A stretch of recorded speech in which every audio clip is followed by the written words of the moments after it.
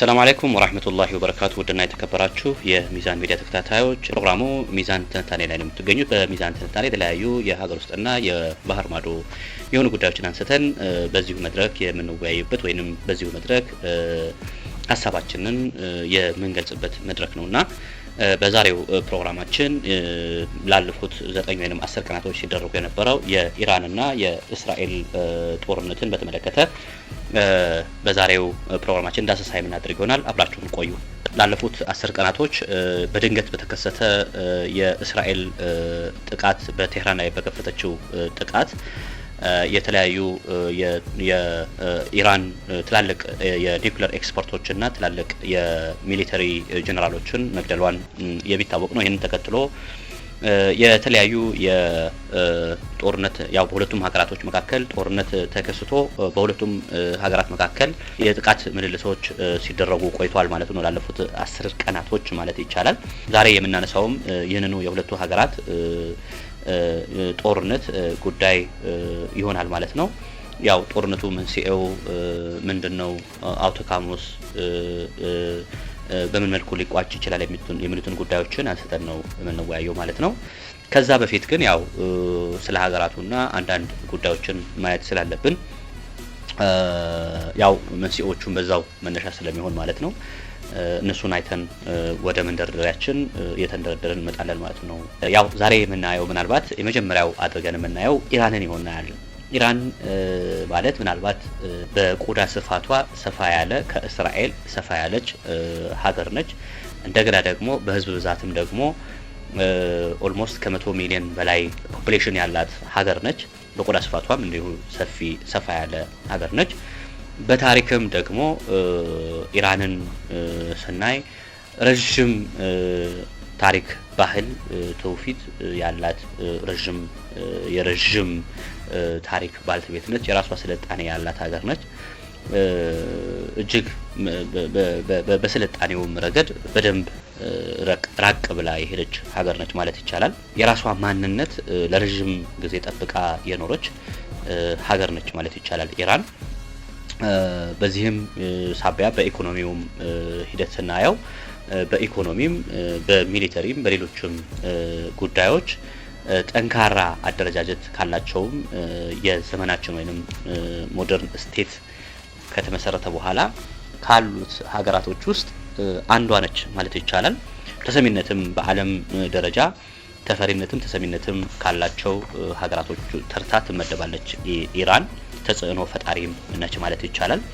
ስለዚህ ኢራን የምትባለው ሀገር ቀለል አድርገን የምናያት ሳይሆን ኢራን በጣም ስትሮንግ የሆነች ሀገር፣ ጠንካራ የሆነች ሀገር፣ ጠንካራ የሆነ ስልጣኔ የነበራት ጠንካራ እና የረጅም ጊዜ ስልጣኔ ያላት፣ ባህል ያላት፣ ህዝብ ያላት ሀገር መሆኗ ያው በዚሁ ማየት ያስፈልጋል ማለት ነው።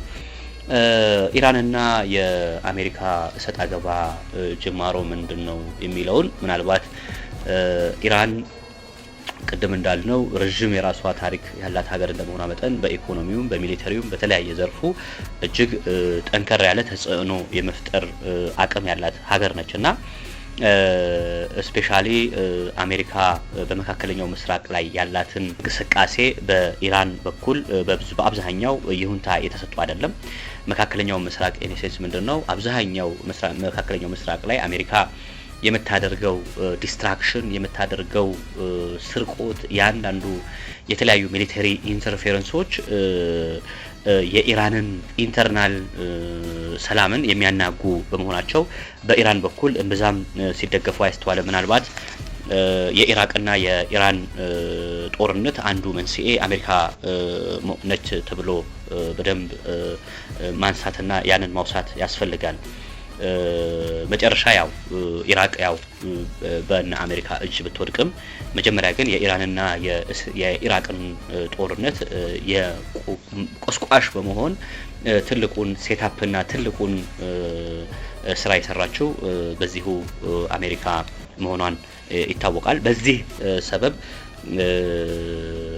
ሚድል ኢስት ላይ ወይም መካከለኛው ምስራቅ ላይ አሜሪካና ሌሎች አውሮፓ ሀገራቶች የሚያራምዱትን አቋም በኢራን በኩል በበጎ አይታይም ማለት ነው። ይህንን ደግሞ ኢራን በአውሮፓ ክፍሉና በአሜሪካ በኩል ደግሞ ባላንጣ የዛ በተቃራኒ ባላንጣ እንድትሆን አድርጓታል። ከዚህ ባሻገር ኢራን ትልቁን ስራ ወይንም ትልቁን ኮንሰርን ያደርገኛል ብላ የምትወስደው የመስጂድ አልአቅሷ ወይንም አልአቅሷን ነው። ለአልአቅሷ ከፍተኛ እንቅስቃሴ ያደረጉ ካሉ ሀገራቶች ውስጥ አንዷ ነች። ሁለተኛ ነገር ደግሞ የፍልስጤም የህዝቦች ነጻነት የተወለዱበት ያደጉበት ታሪካቸው ትውፊታቸው ያሰለፉበት ቦታ እንደመሆኑ መጠን እስራኤል የምታደርገው አግሬሽን አውሮፓውያኖች ለእስራኤል የሚያደርጉትን ድጋፍ አሜሪካ ለእስራኤል የምታደርገው ሚሊተሪ ድጋፍ በተቃራኒው ደግሞ ኢራን አልአቅሷ መስጂድ አልአቅሷን ነጻ መውጣት አለበት። ፍልስጤማውያን ደግሞ ባላቸው በግዛታቸው በተወለዱበት ባደጉበት ቀይ ደግሞ ማንነታቸው በገነቡበት ቀይ ደግሞ ሊሰደዱ ሊገደሉ ሊጨፈጨፉ አይገባም የሚል ስትሮንግ የሆነ አቋም ይዛ የምትንቀሳቀስ ሀገር ነች። በዚህ ስትሮንግ የሆነ አቋሟ ወይንም በዚህ ስትሮንግ የሆነ ኮንሰርኗ ለዚህ የሚታገሉ ፋክሽኖችን ኢራን ታስታጥቃለች ተብሎ ይታመናል። ወይንም በቀጥታም ታስታጥቃለች ኢራን። ለምሳሌ እንደነ ሐማስ ያሉትን ቡድኖች ለፍልስጤም ነጻነት የሚታገሉትን እንደ ሐማስ ያሉ ድርጅቶችን በኢራን በኩል ይደገፋሉ። በየመን በኩል አልሁቲ ያለ ሁቲ በተመሳሳይ ላይክ እንደ ኢራን ጭምር እስራኤል ፍልስጤማውያንን ከማጥቃት ልትወገድ ይገባል ወይንም ልታቆም ይገባል፣ መስጂድ አልአቅሷን ነጻ የአማንያን ነጻ አትሞስፌር ልታደርግ ይገባል፣ ያለ ምንም አይነት ሪስትሪክሽን ማለት ነው። ይህንን በሚል በየመን በኩል ደግሞ እስራኤል በፍልስጤማውያን ላይ በመስጂድ አልአቅሷ ላይ የምታደርገውን ኦፕሬሽን ወይንም ጭቆና እንዲሁም ግድያ ቦምባርድመንት በመቃወም የሚታገል ድርጅት ነው። ሶ ይሄንን ድርጅት የምታስታጥቀው ወይንም ከበስተጀርባ ከፍተኛውን ድጋፍ የምታደርገው ኢራን ነች ማለት ይቻላል። ሂዝቦላህ በሌባኖን በኩል ሂዝቦላህ የሚባል ድርጅት አለ። የሂዝቦላህ የሚባለው ድርጅት የእስራኤል ተስፋፊነትን ለመክታት እና ደግሞ የፍልስጤም ህዝብ ነጻነትን ለማጎናጸፍ እንዲሁም መስጂድ አልአቅሷን ከወራሪዋን ነጻ ለማውጣት የሚደረግ እንቅስቃሴ ይዞ የሚንቀሳቀስ አንድ ፋክሽን ነው።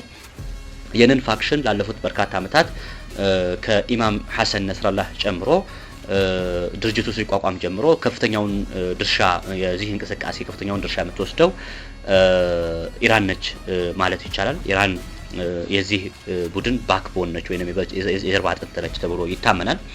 ስለዚህ እነዚህ ድርጅቶች ማደራጀቷን ከነዚህ ድርጅቶች ከፍተኛውን ድጋፍ መስጠቷን በአውሮፓና በአሜሪካ ከፍተኛ ውግዘትና ከፍተኛ ባላንጣነት እንድታራምድ ወይንም ባላንጣ እንድትሆን አድርጓታል ማለት ይቻላል። ይህንን በእነ አሜሪካ በኩል አብዛኛው የአውሮፓና የአሜሪካ እንዲሁም የእስራኤል አይኖች ኢራን ላይ እንዲያርፉ ኢራን ታርጌት እንድትሆን አድርጓታል ማለት ይቻላል። ሌላኛው የምናየው ምናልባት ኢራንና እስራኤል እሰጥ አገባ ከምን የመነጨ ነው ብለን ካልን ያው ከላይ ጋር ጠቅሰነዋል።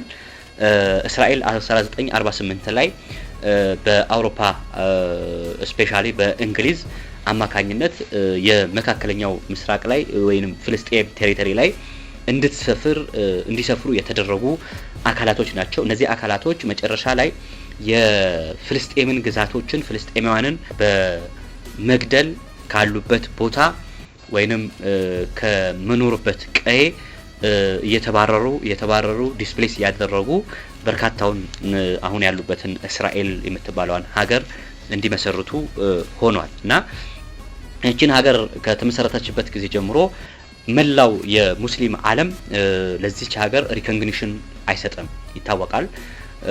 ብዙሃን ሀገራቶች በተለይ ሙስሊም የሚባሉ ሀገራቶች ለእስራኤል እውቅና አይሰጡም። ለእስራኤል ስቴትስ ኦፍ እስራኤል እውቅና አይሰጡም። ከነዚህ ሀገራቶች ውስጥ አንዷ ደግሞ ኢራን ነች። ስቲል እስከ ዛን ከተመሰረተ ጀምሮ ምንም አይነት ዲፕሎማቲክስ ግንኙነት ከሌላቸው ሀገራቶች ውስጥ መካከል አንዷ ኢራን ነች። ከእስራኤል ጋር ምንም አይነት ዲፕሎማሲያዊ ግንኙነት የላት። ባላንጣ ነች፣ አሁንም ባላንጣ ነች ማለት ነው። አንቲል መቼ የኢራን አንዱ ትልቁ አቋም ምንድነው? የቱ ስቴት ሶሉሽን የሚባለው ተግባራዊ እስኪሆን ድረስ የፍልስጤም መንግስት የፍልስጤም ሀገርነት ተቋቁሞ ፍልስጤም የራሷ ቴሪቶሪና የራሷ ግዛት ኖሯት ይህንን በመላው ዓለም በዩናይትድ ኔሽን ታምኖበት ይህንን እስራኤልን አክብራ መሄድ እስክትል ድረስ የእስራኤል ምንም አይነት ከእስራኤል ጋር ምንም አይነት ኖርማላይዜሽንም የሆነ ምንም አይነት ዲፕሎማሲያዊ ግንኙነት አያስፈልግም ብላ በሯን የዘጋች የመጀመሪያ ሀገር ነች እና በዚህ ሳቢያ ባላንጣ ሆናለች። ሌላኛው ደግሞ ቀደም የተባሉት እስራኤልን አጌንስት የሚያደርጉ ፋክሽኖችን ከበስተጀርባ በመርዳቷ ከእስራኤል ጋር ባላንጣ ሆናለች ማለት ይቻላል። ከዛ ሌላኛው ግን ከሁለቱም ከአሜሪካም ከእስራኤልም ከአውሮፓም ጋር ኢራን ባላንጣ የሆነችበት ዋናው ምክንያት ኢራን የኒኩሌር ማብላያ ጣቢያ ትገነባለች ተብሎ በነዚህ ሀገራቶች ውስጥ ትልቁ ሩመር ወይንም ጭምጭምታዎች አሉ እና ኢራን በበኩሏ የኒኩሌር ማብላያ የኒኩሌር የገነባው አይደለም፣ ነገር ግን የኒኩሌር የመገንባት ጥያቄዎችን ያቀረብኩ ነው ሰላማዊ በሆነ መንገድ ያቀረብኩ ነው ብትልም፣ ነገር ግን ዓለም ላይ በተቃራኒ በሆነ መንገድ ደግሞ ኒኩሌር ከገነቡ ሀገራቶች ወይንም ከኢንተርናሽናል አቶሚክ ኢነርጂ ወይንም ከዓለም አቀፍ የአቶሚክ ወይንም የአቶሚክ ኒኩሌር ኢነርጂ ኤጀንሲ እውቅና ውጪ በሆነ መንገድ ኒኩሌር የገነባች ሀገር እስራኤል ነች፣ የመጀመሪያው ማለት ነው። የመጀመሪያው እስራኤል ነች። ነገር ግን ይሄ ምዕራባውያንም ሆነ አሜሪካውያኖች ኦፖዝ ሲያደርጉት ኮንደምን ሲያደርጉት አልታየምም ማለት ነው። ነገር ግን ኢራን በሰላማዊ መንገድ የኒኩሌር ጥያቄ የኒኩሌር ግንባታ ጥያቄ በማቅረቧ ኒኩሌር የገነባች ነው የሚለው እሳቦት ግን እነዚህ አውሮፓ አሜሪካና እንደገና ደግሞ እስራኤል ግን ዴይ ቱ ዴይ የቀን ተቀን እንቅስቃሴያቸው ይሄንን እንትን በማለት ኢራንን ታርጌት የማድረግና የማጥቃት እሳቦት ከበፊቱ አንደኛው መንስኤ ይሄ ኢራን አቶሚክ ቦምብ ወይንም ኒኩሌር የገነባች ነው የሚለውን አንዱ የጦርነቱ ወይንም የእስራኤልና የነዚህ አገራቶች ባላንጣነት አንዱ መንስኤ ተደርጎ የሚወሰደው ይሄ ነው ማለት ነው። ሩሲያ፣ ዩክሬን፣ ኢራንና እስራኤል እነዚህን ነገራቶች ምናልባት መጀመሪያ ላይ የአሜሪካው ፕሬዝዳንት ዶናልድ ትራምፕ ያው በኒኩሌር ግንባታው ዙሪያ ላይ ካንስል እንድታደርግ ያው እንቅስቃሴዎች ነበሩ። ነገር ግን ኢራን በሰላማዊ መንገድ የኒኩሌር ግንባታ ጥያቄውን በሰላማዊ መንገድ ለኤጀንሲው ቀርቦ ለዩናይትድ ኔሽን እንትን ብሎ አጽድቆ ወደዛኛው ግንባታ በሰላማዊ መንገድ ሌሎች ሀገራቶች እንደገነቡት በዚህ ፐርፐዝ ይሄዳል የሚል ነበረ። በዚህ መንገድ ነበረ ጥያቄው ውድቅ ተደርጎ ዶናልድ ትራምፕ ይሄን ዲፕሎማሲያዊ ግንኙነት ወይንም ዲፕሎማሲያዊ ንግግር ፌል ያደረገ የነበረው ዴን ያንን ፌል ካደረገ በኋላ ወደ ዶናልድ ትራምፕ ቀጥታ የተመለሱት ወዴት ነው? ወደ እስራኤል ነው። እስራኤል ቀጥታ ኢራንን አታክ እንድታደርግ ወይንም ታርጌት አድርጋ እንድታጠቃ ነው ያደረጉት። የኒኩሌር ግንባታውን ኢራን ላይ ጥቃት በማድረስ ከዛ ያንን ነገር ወደ ቴብል ማምጣት ነበረ ፍላጎት የነበረው። እስራኤል ቀጥታ ታርጌት እንድታደርግ ተደርጓል፣ ኢራን እንድታጠቃ ተደርጓል ማለት ነው። ዴን ይሄንን ከተጠቃ በኋላ ዶናልድ ትራምፕ ያቀረቡት ነገር በጣም አስገራሚ ነገር ሆኗል እና ይሄ ምንድነው? የእስራኤል ኢራንን ጥቃት አለ፣ ሩሲያ ደግሞ ዩክሬንን የምታጠቃበት ሂደት አለ። የዩክሬን ጦርነት ኦልሞስት ቆይቷል። እስራኤልና የኢራን ደግሞ በጣም በከፍተኛ ሁኔታ የሁለቱ ሀገራት ባላንጣነት በጣም ያየለበት ደግሞ የኦክቶበር 27ኑ የኦክቶበር 27ቱ ወይንም የኦክቶበር የሐማስ ጥቃት ተከትሎ በእስራኤልና በሐማስ መካከል በእስራኤልና በኢራን መካከል ያለውን ሽንቁር በጣም ክፍተቱን አስፍቶታል ማለት ይቻላል። ሁለቱ ሀገራቶች ከዛ በኋላም የተለያዩ የሮኬት ማስወንጨፍ ወይንም በተለይም የሐማስ ሊደሮቹን እንደነ እስማኤል ሃኒዬ እንዲሁም ደግሞ የያህያ ሲንዋር እንዲሁም የመሐመድ ደይፍን መገደል ተከትሎ በሁለቱ ሀገራቶች መካከል ስፔሻሊ የእስማኤል ሀኒዬ በኢራን ቴህራን ላይ በአዲሱን ፕሬዝዳንት ወደ ስልጣን በወጡበት ማግስት ወደ ቴህራን ባቅናታቸው በቴህራን ውስጥ መገደላቸው ተከትሎ ኢራን ለዛ ነገር አጸፋ እመልሳለሁ በማለት ወደ ቴል አቪቭ እንቅስቃሴ ያደረገችበት ሂደቶች ነበሩ። ከዛ በኋላ ያው ሂደቶች እየሰፉ የመጡበት ሂደት አለና ኢራን ለሐማስ የምታደርገው ድጋፍ በጣም ከፍተኛ መሆኑ በእነዚሁ መሪዎች በኩል በተደጋጋሚ ኢራንን ፕሬስ ሲያደርጉ ነበረ እና ኢራን ለፍልስጤም ነጻነትና ለመስጂድ አልአቅሷ የምታደርገውን ትግል ከየትኛውም ሀገር የመጀመሪያው ትልቁን ሮል ወይንም ሚና እየተወጣች ነው ተብሎ መውሰድ ይቻላል እና አሜሪካ የእስራኤል ኢራንን ማጥቃት፣ የሩሲያ ዩክሬንን ማጥቃት ሁለቱን ወደ ኔጎሺዬሽን ቴብል ውስጥ ማምጣት ይፈልጉ ነበረ። ምክንያቱም ኢራን ከሩሲያ ጋር ያላት ግንኙነት ዲፕሎማቲክ ስታይልስ ከድሮም ጀምሮ ከፍተኛ ዲፕሎማሲያዊ ግንኙነት ያላቸው ሁለቱ ሀገራት ናቸው። ሩሲያ ኢራንን እንድትነካባት አትፈልግም። በጣም ሴክሬት ወይንም በጣም ሚስጥራዊ ከሚባሉ ዲፕሎማቲክ ታይስ ወይንም ዲፕሎማሲያዊ ግንኙነት ካላቸው ሀገራቶች መካከል ልክ ላይክ እስራኤል ከአሜሪካ ጋር ያላት ዲፕሎማሲያዊ ግንኙነት እንዳለው ሁሉ ሩሲያ ኢራን ጋር ያላት ግንኙነት የረጅም ጊዜ ነው ማለት ይቻላል። በጣም ጥልቅ ወዳጅነት ያለበት ነው ተብሎ ይወሰዳል ማለት ነው። በዚህ ምክንያት ሩሲያ በዩክሬን ላይ የምታደርገውን ጥቃት ለማስቆምም የእስራኤልን ጥቃት ተጠቅሞበታል ዶናልድ ትራምፕ ይህንን ጥቃት ለዚህኛው ፐርፐዝም ተጠቅሞበታል። ሩሲያ ዩክሬን ላይ የምታደርገውን ቦምባርድመንት የምታደርገውን አታክ ታርጌቶችን ለመቀልበስና ወደ ድርድር ለማምጣት ወደ ኔጎሺዬሽን ቴብል ለማምጣት ይህንን ተጠቅሞበታል። ነገር ግን በሩሲያ በኩል ይህንን ምን አልሆነም ማለት ነው፣ ተቀባይነት አላገኘም። በኢራንም በኩል ተቀባይነት አላገኘም ማለት ነው። ምክንያቱም ኢራን ለሁለቱም ተመጣጣኝ ምላሽ የመስጠት ሙሉ አቅሙ እንዳላት በሩሲያም በኩል መተማመን ስለነበረ በኢራንም በኩል መተማመን ስለነበረ ሩሲያ በኢራን በኩል ተገዳ ወደ ኔጎሺዬሽን የምትመጣበት ሂደቶች አልነበሩም። ምናልባት በእርግጥ ቭላዲሚር ፑቲን የኢራንና የእስራኤል ጉዳይ ወደ ቴብል እንዲመጣ ፍላጎት በነበራቸው ሰዓት ዶናልድ ትራምፕ ቀጥታ የመለሱት ምላሽ ወይንም ያሳረፉት ምላሽ ይሄ ነው። በዚህ መልኩ የሁለቱ የነዚህ አውሮፓ ሀገራቶች እና እንደዚህ የእስራኤል ጥቃት ወደዚህኛው ወደ ዩክሬን እንትን ውስጥ ለማምጣት ተፈልጓል። ዩክሬንን ለምንድን ነው ይሄን ካልን የዩክሬን ሶቪየት ህብረት ከተገነጠለ በኋላ ይህችን ሀገር በአብዛኛው የተመሰረተችው ጆይሾች ናቸው ተብሎ ይታመናል እና አብዛኛው ጆይሾችም በሚሊዮን የሚቆጠሩ ጆይሾች መጨረሻ ላይ ዩክሬን ላይ ጥቃት ሩሲያ በምትፈጽምበት ሰዓት ላይ አንዱ የተመለሱትም ወዴት ነው? ወደ እስራኤል። በርካታ ጆይሾች ወደዛ ተመልሰዋል ማለት ነው እና ሌሎቹ ደግሞ ያው ወደ አውሮፓ ፍሊ አድርገዋል፣ ወደዛ ተሻግረዋል ማለት ነው እና ይህችን ሀገር ማዳን ይፈልጋሉ፣ ዩክሬን ማዳን ይፈልጋሉ። ነገር ግን ከሩሲያ መንጋጋ ፈልቅቆ ግን ማውጣት አልቻሉም እና ያው መከረኛ የሆኑት ዘለንስኪ ይህንን ሂደት ያው የተሽለኮለኩም ቢሆን እያሳለፉት ነው ማለት ይቻላል እና በዚህ ሂደት ውስጥ ምናልባት እነዚህ ወደዚህኛውንም ጠቅልሎ የማስገባት ሂደቶች ነበሩ። ነገር ግን በኢራንና በሩሲያ በኩል ተቀባይነት ሳያገኝ ይህንን ሄደዋል ማለት ነው። በጣም የሚገርመው ሌላኛው የቻይና ሪስፖንስ ነው። በቻይና በኩል ያለው ሪስፖንስ እስራኤል ይህንን ጥቃት በመክፈቷ የአንድን ሀገር ሉዓላዊነት ተዳፍራለች።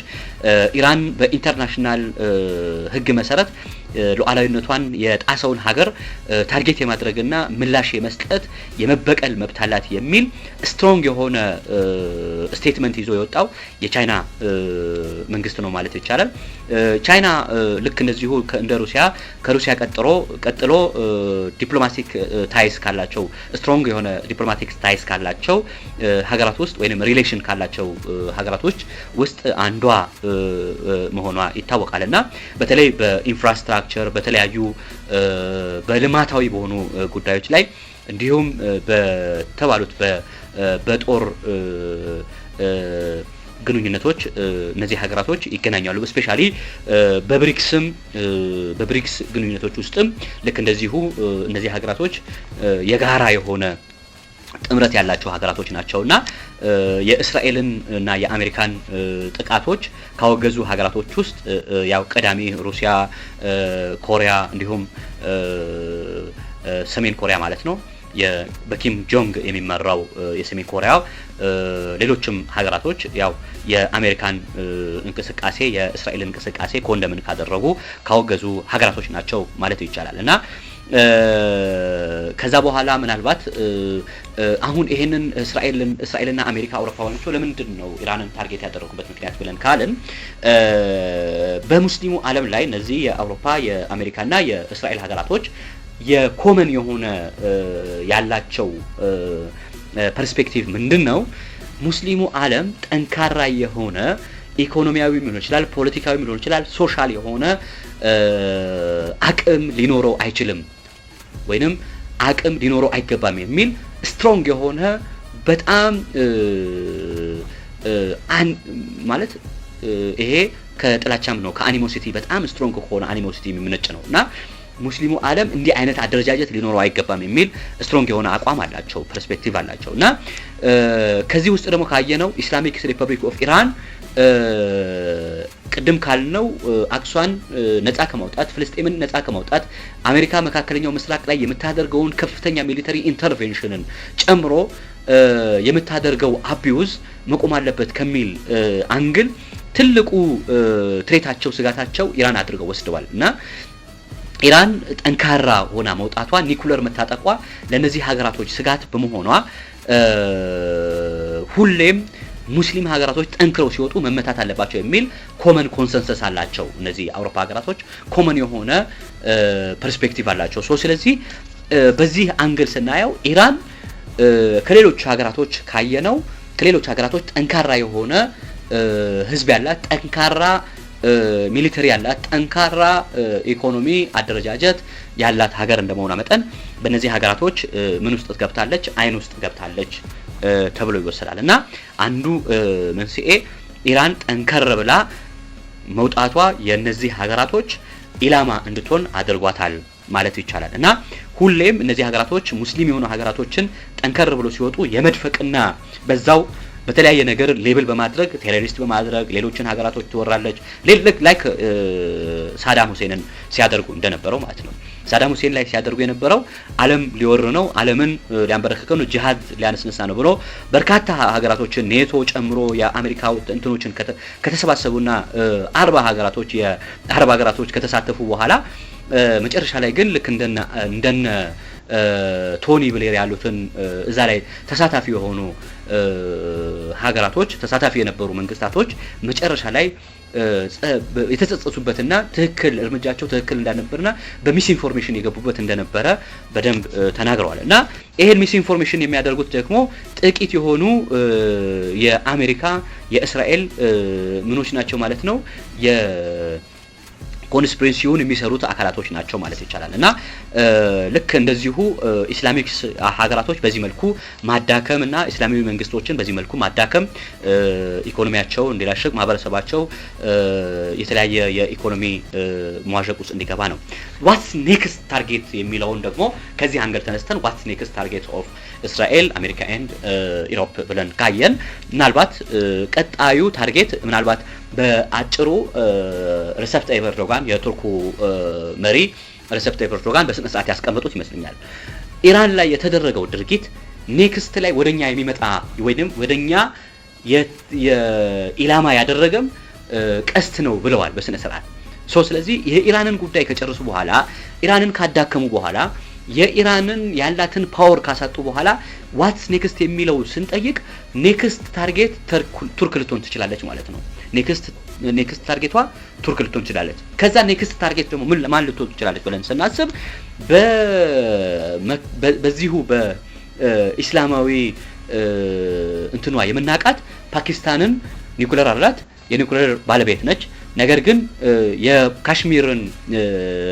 የካሽሚርን ግሬቨንስ ወይንም ቅሬታን በመጠቀም ከኢንዲያ ጋር ሁለቱን ውዝግብ ውስጥ በመክተት ከዛ አውሮፓና እስራኤል አውሮፓያኖቹና አሜሪካኖቹ ከሬንድራ ሞዲ ወይንም ከኢንዲያ መንግስት ጎን በመቆም የፓኪስታንን መንግስት የማዳከም ስትራቴጂ እንዳለ ኢላማዎች ቀጣይ የነዚህ ሀገራቶች ኢላማ እነዚህ ሁለት ሀገራቶች ምናልባትም ቱርክ፣ ፓኪስታን ሊሆኑ ይችላሉ ተብሎ ይታመናል። ምናልባትም እነ አሜሪካ በመካከለኛው ምስራቅ ላይ እስራኤል ብቻ ነች ሱፐር ፓወር ሆና እንድትታይ ኒኩለር እንዲኖራት ተብሎ የሚታሰበው። ምክንያቱም ሙስሊሙ ዓለም መምቻ ወይንም በመካከለኛው በሙስሊም ሀገራቶች መካከል ያለችው ብቸኛ ጆይሽ ሀገር እስራኤል ነችና ከዚህ ስጋት አንፃር ሌሎች ሀገራቶች ኒኩለር ሊታጠቁ ይገባል ተብሎ አይታመንም።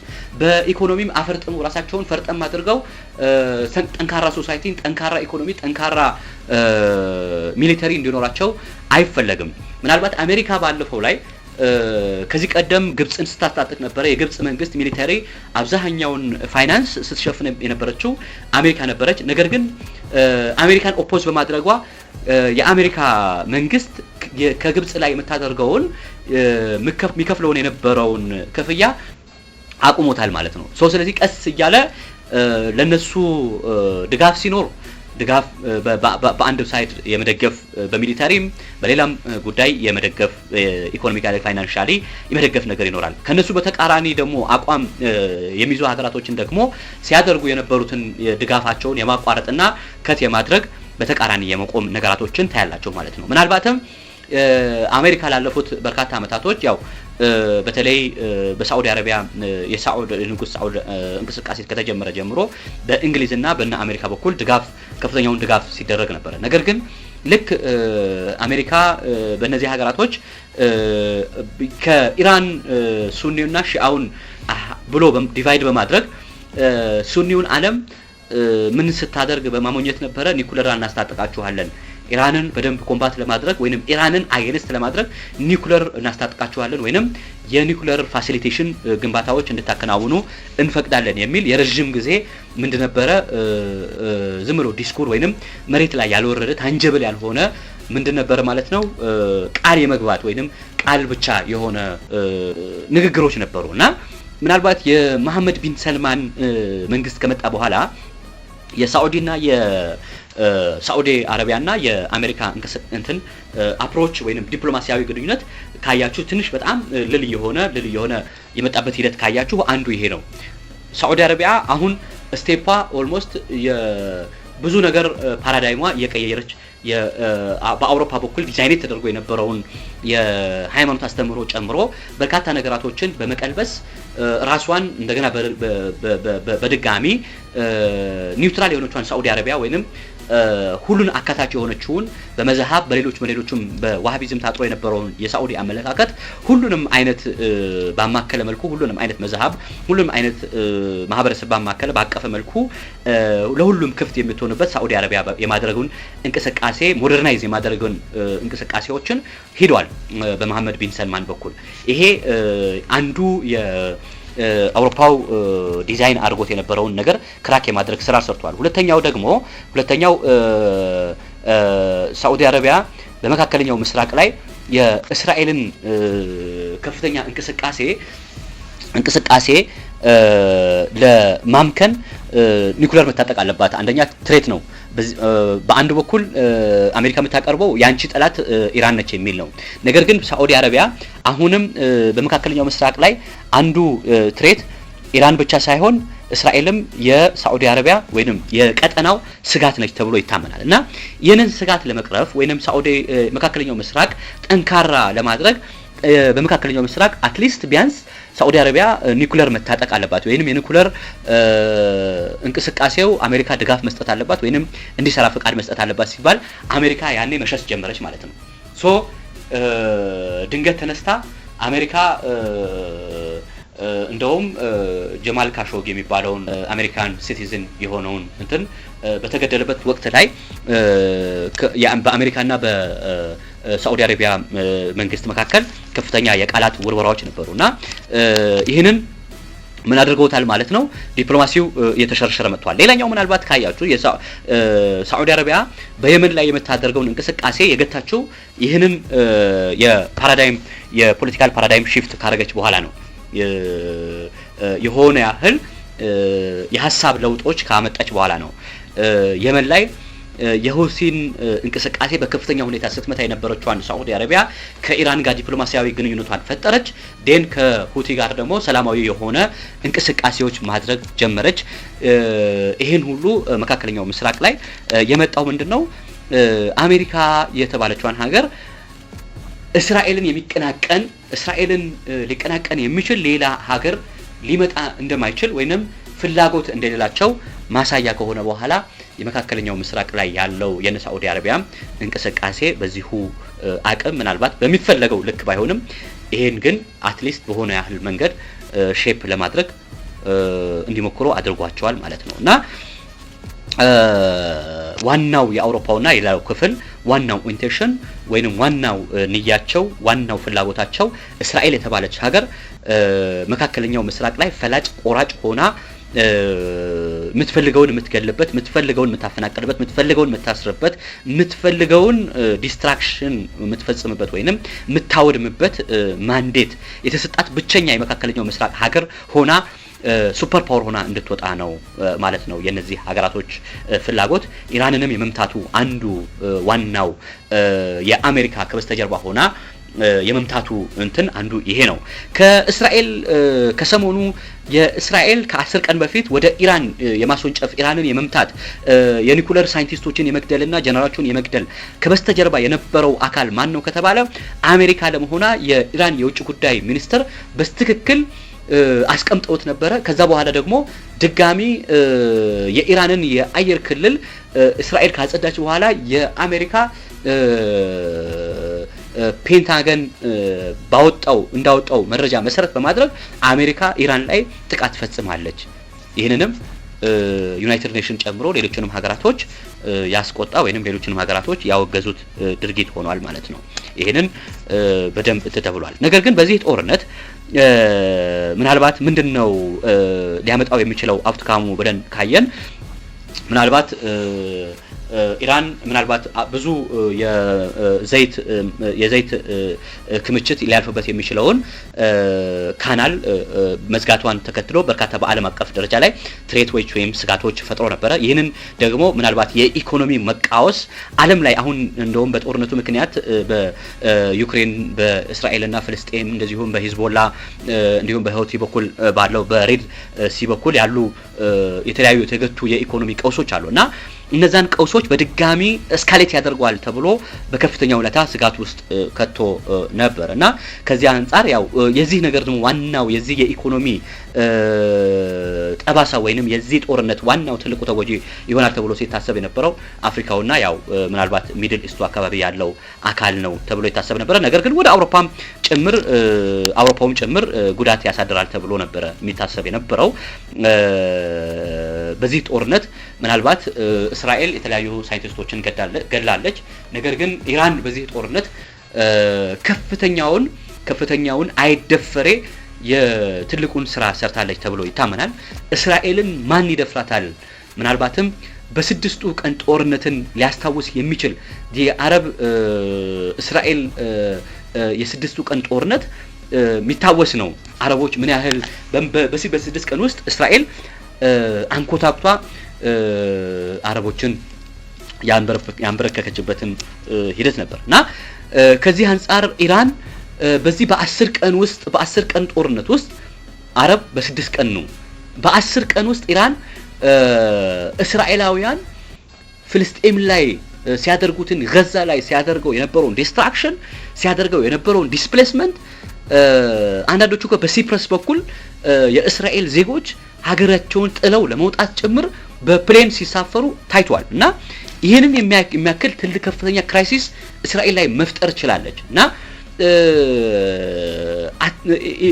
ቢያንስ በቤንያሚን ኔታንያሁ መንግስት ላይ የፍርሃት የማንገስ በፍርሃት ስነልቦና ውስጥ እንዲሆኑ ወይንም እንዲወድቁ አድርጎ አልፋለች ኢራን እና በዚህ ምናልባት የሙስሊሙ ዓለምን አኩርታለች ማለት ይቻላል ኢራን እና ብዙ ሰው የሚያየው ምናልባት የኒውክሌር ሳይንቲስቶቿን ገላለች፣ በጣም ብዙ ዲስትራክሽን ደርሶባታል፣ ብዙ ነገሮች ወደ 300 ምናምን ሰዎች ደርሰዋል። በዚህ በኩል የሟቾች ቁጥር ወደ 30 ወይንም ወደ 50 ብቻ ነው የሚሆነው። በዚህ በኩል ወደ 1000 ሰው ነው። ነገር ግን በእስራኤል በኩል ደግሞ ወደ 800 በላይ ሰዎችን ጉዳት ሆኗል እና በኢራን በኩል ያለው ደግሞ የጉዳት መጠኑ ደግሞ ወደ 1000 ምናምን አካባቢ ነው ያለው የጉዳት መጠኑ። የሟቾች ቁጥር ከፍ ይላል፣ የተጎጂዎች ቁጥር ደግሞ ዝቅ ያለ ነው እና በዚህ በኩል ኢራን እስራኤል ላይ ያሳደረችው ተጽዕኖ ወላሂ በጣም ከፍተኛ የሚባልን ቦምባርድመንት ነው የፈጸመችው። ልኳን አስገብታለች። ኢራን እስራኤልን ልኳን አስገብታታለች ተብሎ ይታሰባል። ምናልባት እና አሜሪካ የፎርዶ የተባለውን ሌሎቹን የኒውክሌር ማብያ ጣቢያዎችን መተናል የሚል በተለያዩ ሚዲያዎች ያው ሲያስተጋቡ ቆይቷል። ነገር ግን እንደ አንዳንድ ተንታኞች ወይ እንደ አንዳንድ የዜና ዘገባዎች ከሆነ ኢራን ምናልባት ተረጋግታ የተቀመጠችው ተረጋግታ እንትን ያለችው የኢራን የኒውክሌር ማብያያ ዩራኒየሞቿን አሽሽታለች። ከዛች ከነበሩባቸው ቦታዎች አሜሪካ ከጥቃት ከመፈጸሟ ከሁለት ቀናቶች በፊት ኢራን እነዛን ዋና የሚባሉትን ጠቃሚ የሚሆኑትን ሪሶርሶች ይዛ አሸሽታለች ተብሎ ይታመናል እና በዚህ ደረጃ ዓለም ላይ ከፍተኛውን በሚሊተሪም በፋይናንስም ከፍተኛ የሆኑትን ሁለት ሀገራቶችን መክታ መቆም ትችላለች ማለት ነው። እስራኤል እንዲህ ስትገድል አሜሪካ ኢራን ላይ እንዲህ አይነት ጥፋቶችን ስትፈጽም ኢራን ግን ሁለቱም ሀገራቶች ላደረጉት ድርጊት ኢራን ላይ ለወሰዱት ጥፋትና ድርጊት በተመሳሳይ ኢራን ታስከፍላቸዋለች ብላ ነበረ። ኢራን በመጨረሻው ታይም ላይ ኢራን ያደረገችው ምንድነው? መካከለኛው ምስራቅ ላይ ወደ 40,000 የሚሆን ገደማ የጦር ሰራዊት አላት አሜሪካ። ኢራቅ ላይ ቤዝ አላት፣ ሶሪያ ላይ ቤዝ አላት፣ ኳታር ላይ ቤዝ አላት፣ ሳዑዲ አረቢያ ላይ ቤዝ አላት፣ በተለያዩ ሀገራቶች ላይ ቤዝ አላት እና በእነዚህ ቤዞች በሙሉ 40,000 የሚሆን ሰራዊት አላት አሜሪካ። ጠንካራ የተለያዩ ቤዞች አሏት እና ኢራን ያደረገችው ምንድነው? ኳታር ላይ የሚገኘውን ከ10,000 በላይ ወታደሮች ያሉበትን ቤዝ እንዲሁም ኢራቅ ላይ ያለውን ቤዟን ነው በ6 ባሊስቲክ ሚሳኤሎች ወይንም 6 ሚሳኤሎችን በማስወንጨፍ ጥቃት በመፈጸም አሜሪካ መካከለኛው ምስራቅ ላይ ያሉት ቤዞቿ ሰላማዊ መሆን እንደማይችሉና ወታደሮቿ ልታጣ እንደምትችል መሳሪያዎቿ ልታጣ እንደምትችል ከፍተኛ ኢኮኖሚያዊ ክሳራ ሊያገጥማት እንደሚችል በማስታወቅ አሜሪካ የመጨረሻውን ውሳኔ ወዳ ሳይሆን ከግዷ እንድታደርግ አድርጓታል። ይሄ ውሳኔ ምንድነው? እንመጣበታለን። ከዛ በኋላ ኢራን እንመለሳለን አለች። የኢራን ሪቮሉሽነሪ ጋርድስ ወይንም የኢራን አብዮታዊ ዘብ የሚባለው አባል መጥቶ ምንድነው ያለው? መካከለኛው ምስራቅ ላይ የተወሰዱ ጥቃቶች ተወስደዋል። ዴን ዌይ ባክ ቱ እስራኤል ነው ያለው። ወደ እስራኤል እንመለሳለን ጠብቁን አለ። እስራኤል ላይ ከፍተኛውን የተባለ ኩርኩም ነው የተሰጣት። በመጨረሻው ሰዓት ላይ የሚገራርሙ ኩርኩሞችን እስራኤል አስተናግዳለች። ዴን ይሄንን ሁለቱም ሀገራቶች ላይ በተመሳሳይ ሰዓት ላይ የተወሰደው ጥቃት ዶናልድ ትራምፕ መጀመሪያ ሲደግፉት የነበረውን የቤንያሚን ኔታንያሁን መንግስት ኦፖዝ በማድረግ ሪጀክት በማድረግ መጨረሻ ፋይናሊ ሁለቱም ሀገራቶች ወደ ሲስፋየር መምጣት አለባቸው፣ ወደ ተኩስ አቁም መምጣት አለባቸው ወደሚል አስገዳጅ ሁኔታ ሳትወድ በግዷ አሜሪካ ወደ ሲስፋየር ወደ ኔጎሺዬሽን ወደ ቴብል እንድትመጣ አድርጓታል ማለት ነው እና መጀመሪያ ላይ ኢራንን እንደዚህ እናደርጋታለን ብለው ሲፎክሩ የነበሩ ሁለት ሀገራቶች መጨረሻ ላይ ግን እስራኤል የኔጎሺዬሽኑ የመጀመሪያው ተቀባይ ሀገር ሆናለች ማለት ነው። አሜሪካ እስራኤል ኔጎሺዬሽኑን ወይንም ሲስፋየሩን እንድትቀበል በዶናልድ ትራምፕ በኩል ቀጭን ትዕዛዝ ተላልፎ ሲስፋየሩን ተቀበለች።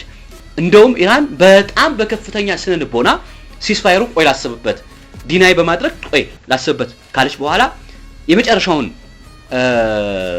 ዴር አልባላህ ነው የሚባል የእስራኤል ቦታ ላይ ጥቃት በመሰንዘር መጨረሻ ላይ ሲስፋየሩን መቀበሏን አስታውቃለች ማለት ነው እና ሁለቱ ሀገራቶች በ10 ቀን ውስጥ ሲያደርጉት የነበረውን በኢራን ላይ ተከፍቶ የነበረውን የዓለም አቀፍ የኢንተርናሽናል የሀገራቶች ሉዓላዊነትን የጣሰውን ጥቃት ተከትሎ የተከፈተውን የነበረው ጦርነት በመጨረሻም ወደ ሲስፋየር እንዲመጣ ሆኖ ሁለቱም ሀገራቶች ሲስፋየሩን መቀበላቸው አምኗል ማለት ነው። ዶናልድ ትራምፕን ይህንን ሲስፋየር ስኬታማ ለማድረግ ወይንም ሰክሰስፉል ለማድረግ ሁሉም ሀገራቶች ሲስፋየሩን በመደገፍ ሁሉም ሀገራቶች ለሲስፋየሩ ያላቸው እሳቦት ሲስፋየሩ በጣም መልካም መሆኑን እየገለጹ ያለበት ሂደት አለ። ያው ሲስፋየሩ ምን ያህል ቀጣይነት ይኖረዋል? በተለይም የእስራኤል እና ፍልስጤም እስራኤል በፍልስጤም ላይ የምታደርሰውን ጥቃት ተከትሎ ያንን እስካላቆመች ድረስ ኢራን ደግሞ ያንን ኮንሰርን አድርጓት የምትሰራ ሀገር ነች። ምናልባት ያንን እስካላቆመ ድረስ የሁለቱ ሀገራት የሲስፋየር ምን ያህል ዘላቂ ይሆናል፣ ምን ያህል ርቀት ሊጓዝ ይችላል የሚለው እንዳለ ሆኖ ነገር ግን በዚህ 10 ቀን ውስጥ ተከስቶ የነበረው በሶስቱ ሀገራቶች በእስራኤል በኢራንና በአሜሪካ መካከል ተከፍቶ የነበረውን ጦርነት በዝግ ችሎት ለመዝጋት ያው ሁለቱ ሀገራቶች ወይንም ሶስቱ ሀገራቶች ወደ ስምምነት ደርሷል ማለት ይቻላል። ግብጽም አድናቆቷን ገልጻለች፣ ቱርክም አድናቆቷን ገልጻለች። መላው ዓለም አቀፍ ያለው ሶሳይቲ ጦርነቱ ተፈጥሮ ወደ ሰላማዊ በማምራቱ ደስታውን እየገለጸ ይገኛል ማለት ነው። እኛም ያው እንደ አንድ ሙስሊም ሀገር እንደመሆኗ መጠን ሁሌም የምንቆመው ከኢራን ጎን ነው። ሀቅን ይዛለች ለሀቅ እየታገለች ያለች ሀገር ነችና ኢራንም ወደ ሰላማዊ መንገድ በመምጣቷ ለኢራናውያንም ሰላም በማግኘታቸው የተሰማን ደስታ በጣም ላቅ ያለ ነው ማለት ይቻላል። እንደ አህል ሱና ወልጀማዓ ወይንም እንደ አጠቃላይ እንደ ሱኒ ሙስሊም ማህበረሰብ ሁሌም ቢሆን እንዲህ አይነት ጉዳዮች ሲኖሩ ከማን ጎን ነው የምንቆመው የሚለው ጥያቄ ፌር አይደለም። ሁሌም ቢሆን ሙስሊም ወንድሞቻችን ባሉበት ሳይድ ሁሌም ቢሆን ሀቅ እስከሆነ ድረስ ሙስሊም ወንድሞቻችን ባሉበት ሳይድ እንቆማለን ማለት ነው። ሙስሊም ወንድሞቻችንን በማገዝ እንቆማለን ማለት ነው። ይሄኛው ምናልባት የኢራንና የእስራኤል ጉዳይን በአንዳንድ ቦታ ላይ ማያቸው በጣም አስጠሊታ የሆኑ በጣም ዊርድ የሆኑ በጣም በሽተኛ የሆኑ አስተሳሰቦችን ሳይነበረ ከማን ጎን ነው የምንቆመው? ዛዮኒስት ያኛውም ዛዮኒስት ቡድን ነው፣ ይሄኛው ደግሞ ሺአ ነው፣ ከማን ጎን ነው የምንቆመው የሚሉ ሙስሊም የሆኑ ስኮላሮች ጨምሮ ሙስሊም የሆኑ አንዳንድ አካላቶች በጣም ጽንፈኛ የሆኑ በጣም አስጠሊታ የሆኑ የሙስሊም ሜንታሊቲ የሌላቸው ኢስላማዊ የሆነ እንትን የሌላቸው ዲስክሬስድ የሆኑ ምናልባት ወራዳ የሆኑ ሰዎችን ተመልክተናል ማለት ነው። ነገር ግን እንደ ሙስሊም ሶሳይቲ ጠቅላላ እንደ ሙስሊም እንደ ኢስላም እንደ ሱኒ ሺአ ሳይሆን ይሄኛው ጠቅላላ የአልቁርስ ጉዳይ የሱኒም የሺአውን ጉዳይ ነው። የፍልስጤም የሂዩማኒቲ ጉዳይ የሱኒውም የሺአውም የሌላውም ጉዳይ ነው። ዛሬ ዓለም ላይ ሙስሊምም ያልሆኑ ሺአም ያልሆኑ ሰዎች ወጥተው የፍልስጤምን ጉዳይ በሂዩማኒቲ ብቻ በሰብአዊነት ብቻ ወጥተው ኮንደምን ያደረጉ ፕሮቴስት ያደረጉበት ወይንም ተቃውሞ ያደረጉበት ያለበት አጋጣሚ ስላለ መላው የሙስሊም ዓለም ላይ የሙስሊም ያለ ማህበረሰብ ሱኒው ማህበረሰብ በተለይም ይሄ የሺአ ጉዳይ ብቻ አይደለም ወይንም ሺአ አይደለም እንቅስቃሴው ያለው ዋናው ከሀቅ ጎን ነው። እኛ ከፍልስጤም ህዝቦች ጎን ልንቆም ይገባል። ከቁርስ ከመስጂድ አልአቅሷ ነፃነት መውጣት ጋር ራሳችን ማዛመድ መቻል አለብን። ለዚህ እኛም ተቆርቆረን መቆም አለብን። ስለዚህ ይሄ የኢስላም ጉዳይ እንጂ የሴክት ወይንም የሁለቱ ጉዳዮች ስላልሆነ ሁሌም የምንቆመው ከኢራን ወንድሞቻችን ከመሰል እንደዚህ አይነት እንቅስቃሴ ከሚያደርጉ ከሂዝቦላ ከአልሁሲ እንዲሁም ከሐማስ ጎን ሁሌም መቆም አስፈላጊ ነው የሚሆነው ማለት ነው። ያው መጨረሻ ያው ይሄ 10 ቀን ውጤት ኢራንን በድል አጠናቋለች ተብሎ ይታመናል ማለት ነው። ያው የላከቻቸው ሚሳኤል ወደ እስራኤል የላከቻቸው በጣም ሰርፕራይዚንግ የሆኑ